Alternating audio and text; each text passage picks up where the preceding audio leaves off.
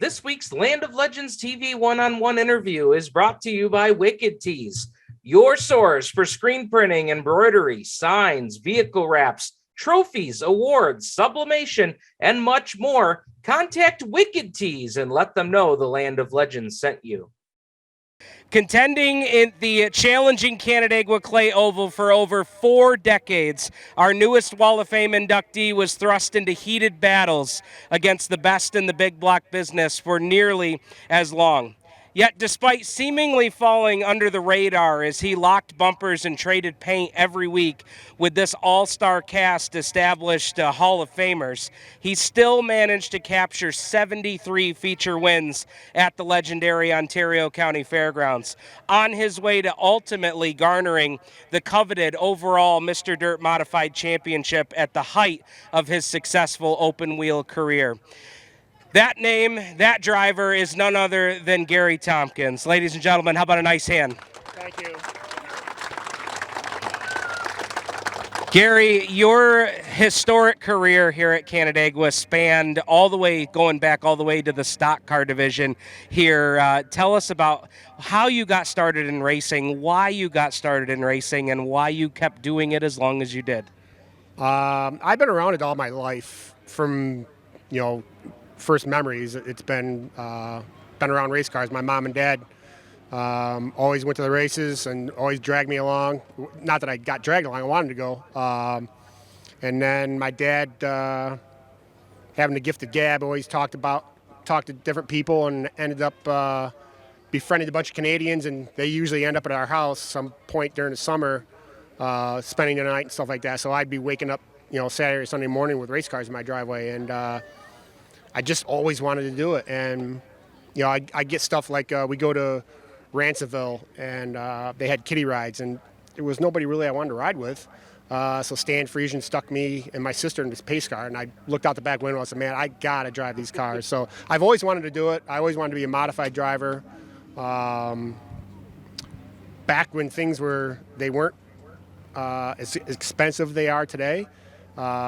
We traded an old car we had for a 1970 Dodge Challenger, and Dad and I went about the business. Actually, my brother too went about the business of stripping it down, and we had John Byrosh stick a cage in it, and we come out here and started racing in 1981. And we had some good runs the first year, and then we talked to John about a couple of things and made some improvements, and then 82 and 83 we really took off, and boy, really got the sickness, got addicted, because we started winning races and winning here, winning Wheat Sport.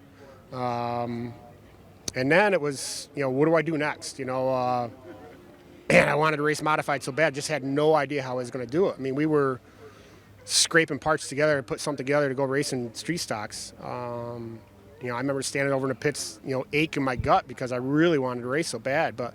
And then all of a sudden came the sportsman division in the late 80s. What happened was talking to Bill Trout, I was going to college over here in Canandaigua and looking for a job, and he said, I'll go talk to John Byrosh. I started working for John, and they had just got done racing a car in 1984, and they were going to build a new one. So he gave me a really good deal on it, and it just sat in our shop, and I just kept getting parts for it and stuff. And then lo and behold, the sportsman class comes along, and we had Joe Lapine build us a motor, Mopar, and stuck it in there, and we kept working and getting pieces here and there. And June of 1988, I come out with a sportsman car, and man, just fell in love with the class. And back then, it was so great because to me, a lot more characters back then. I think Greg would agree with that. And everybody had something a little different. And man, we raced so hard, but I think that really taught me how to race with respect, but really hard. I mean, there's nights we'd be mad at each other, but we'd race hard with each other. And I think those 2 years right there really taught me a lot about how to race. And then, I get done with 1989, and it's like, now what do I do? We won a championship here, won a bunch of races, had no idea what the next step was to get into a big block. But I just started hanging around. I was working at Troyer's at that time, so I started hanging around Danny Johnson. In 1990, I don't know if it's true or not, he said, oh, geez, I hurt my neck. I want you to drive my car. So he started the feature, and during a caution come out, he hopped out and I hopped in, and I couldn't get the thing in gear because it's a different kind of transmission, but we were a lap down. But man, the thing was great, and I said, I got to drive these things. And one guy that was helping him out that time, Daryl Simmons, he had a car that Kurt Van Pelt was racing here, and they wanted to race Weed Sport too. So towards the end of the year, I raced a couple of times at Weed Sport, and then during the 1981 season, they put me in the car here, and then that really started my career. It was racing here and racing against the greats. I mean, I knew exactly how fast I had to be good because the best in his business was here every Saturday night. Yeah. And because the guys that raced here and won everywhere that modifieds race. So it took me a few years. I mean, I won my second year, but it just took me a few years to really get up to speed with those guys. We were an old buck team, but we worked our butts off and started to get more consistent and faster, of course. And then at the end of the 96 season, Bill Trout had put a team together that year and had Alan Johnson drive for him, but they split right after Syracuse. And, Stu Shepard was the crew chief, and Bill asked me to drive the car in 96, and then I started driving for him. And then it morphed into the Honeywell Auto Parts team, and I drove for Doug for years. Yeah. And really that propelled me to race with the big guys. I finally started getting the finances and the resources and the help that we needed to contend with everybody else. And really, if we weren't those steps, I don't know how I would have done it. I no way we could have afforded to do it ourselves. I've been very fortunate. In all the years I've driven modified, I've only owned a modified a couple of years. I've been driving for somebody else all those other years, and I feel very thankful for that. I mean, most of the people standing here have a reason for that. Truly thankful for that. Now, the first race that you drove for Bill Trout was at Eastern States, and I was told to ask about this story in particular because there's quite a connection between you and another driver who's got a whole lot of wins here at Canandaigua. Tell us about that pit crew member that day at Eastern States. Well, I've known Stu most of my life. I mean, I grew up in the same area he did, so he was a crew chief, and I knew he had Matt and Jen, his kids. And actually, Stu had actually put a motor together for me last minute when I raced Sportsman when we blew up our good motor, and we actually won more races with that than we did with the other one. So I'd known he's helped me out a lot over the years, different classes, and so when I got to drive for them. I got the deal. Let's go to Eastern States. I couldn't go down to the shop the first night to work on the car because I would just started my apprenticeship at General Motors, so I had to go to school. But my brother was there, and he couldn't get the air jack to work, and this little kid named Matt showed him how to do it. Well, the thing sprung up and hit Matt in the nose and busted his nose up. He had to go get stitches, but I could tell right away this kid is going to be a winner because he went and got stitches, 14 years old, come back to the shop, he's back out in the shop. And every night, his house is right next door, but every night somebody was in that shop, Matt was in that shop, learning, working on the car.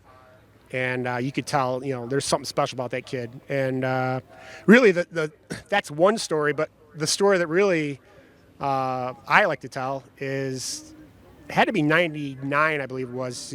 Matt, it was either 98 or 99. We qualified top 6 at Eastern States, and they had a pit crew competition.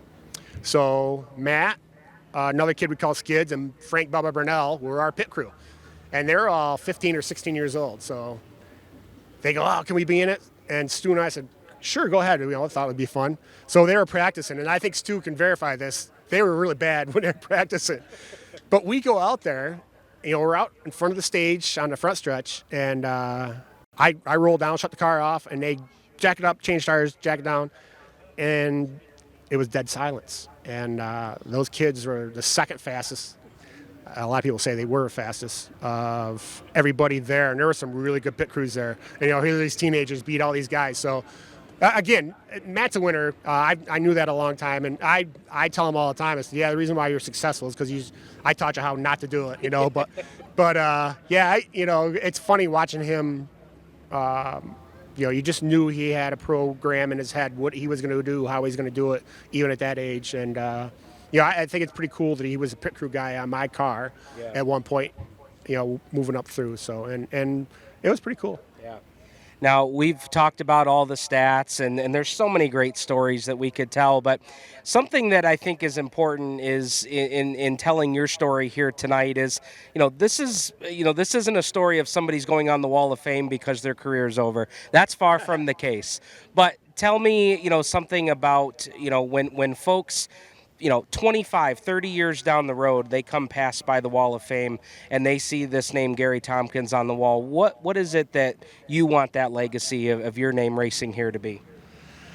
I still think of myself as a kid standing over in the street stock pits, wondering how I'm going to drive a big block. It's that really was imprinted, in my mind about how am I going to do this. But I had a lot of support from my mom and dad, and I really wish Mom was here. But just hard work. I put a lot of hard work into it, made a lot of sacrifices. I missed a lot of stuff in my family to do this. So, this is a small payback for that. But and another thing too, and it's one thing I learned. I had to grow up a little bit to do this. You got to be respectful, and I think that's one reason why. I don't know how many guys I've driven for over the years or teams or whatever, but I've driven for a lot, and I think it's partially because I'm respectful. It's a lesson I had to learn, but it's something that I really work hard at, is the fact that I work hard and I try to respect the equipment, respect the people that help me, respect my competitors. We look through the history, look through some of the pictures through all the years, and I know your wife's here. This is a really big deal for her and the rest of the family here. Tell me about some of the folks that are here celebrating, because you said this on social media a couple days ago that this is much more than just something for me. This is something for everybody that's here tonight.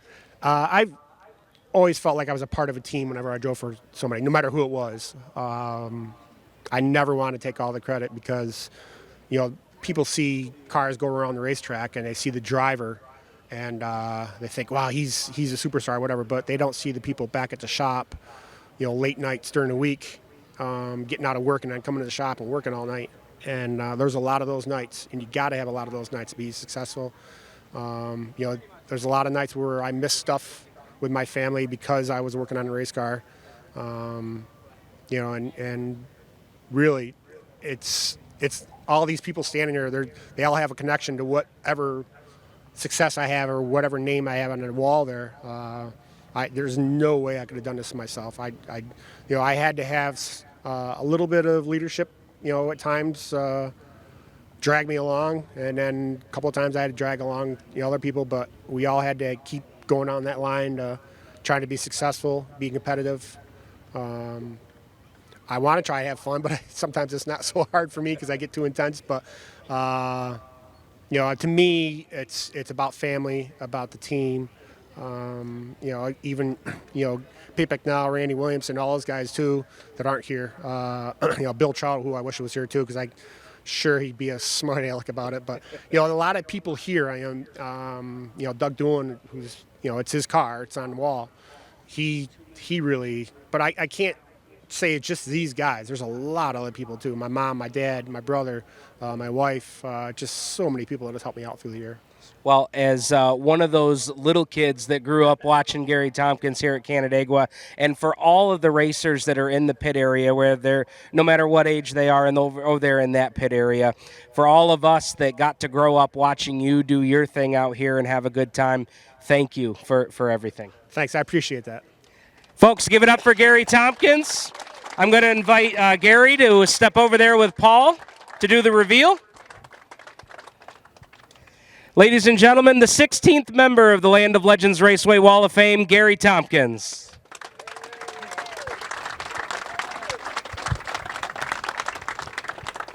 Thank you, Stephen. And I'll read quickly what's on the induction plaque. Gary Tomkins, a proven track record at the fairgrounds with a combined total of 73 feature race triumphs, taken in both full fender and open wheel divisions.